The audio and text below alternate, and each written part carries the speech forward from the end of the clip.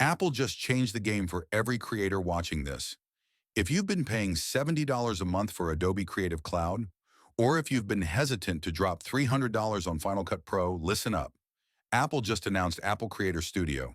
It's a massive new subscription bundle that pulls together Final Cut, Logic Pro, and, for the first time ever, the newly acquired Pixelmator Pro into one single plan. We're talking professional video, audio, and design tools, all for the price of a couple of coffees. Today, we're breaking down what's inside, how much it costs, and if it's actually worth making the switch. Let's talk numbers because this is where it gets crazy. To buy these apps standalone on the Mac, you're looking at nearly $700. With Creator Studio, it's $12.99 a month or $129 for the year.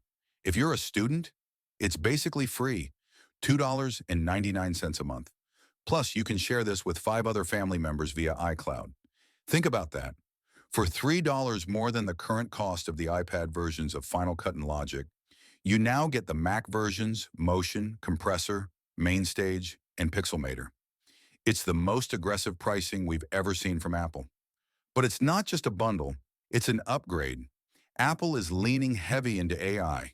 For video editors, Final Cut is getting a search feature for your footage.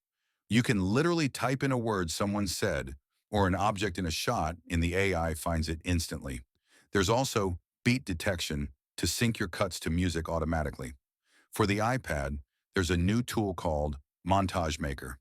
You pick your clips, and the AI builds a highlight reel for you. Subscribers get access to a brand new library of royalty-free photos, graphics, and templates.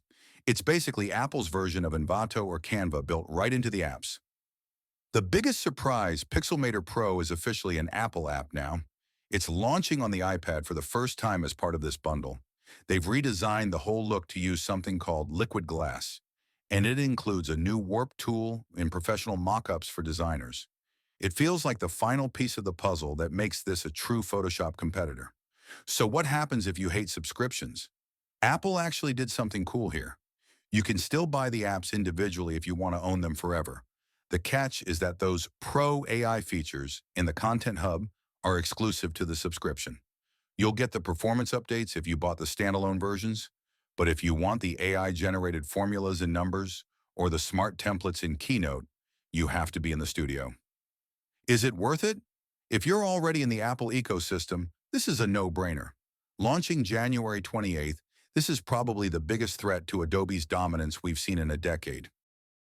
But what do you think? Are you staying with the Creative Cloud, or is $13 a month enough to make you switch to Apple's apps? Let me know in the comments below.